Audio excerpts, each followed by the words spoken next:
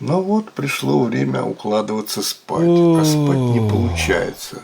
Также душит кашель, горло дерет, насморк не утихает. Ну что ж, расскажу о способе, который поможет вам заснуть. Потребуется обычная пищевая сода. Наливаем примерно треть стакана теплой кипяченой воды, добавляем в нее треть или половинку чайной ложечки соды и тщательно перемешиваем. Все, чудодейственный состав готов. Набираем полный рот состава, не глотать, и держим во рту 5 минут, не меньше. Я уверен, это простое народное средство займет почетное место в вашем арсенале лечебных препаратов. Полную версию смотрите на моих каналах.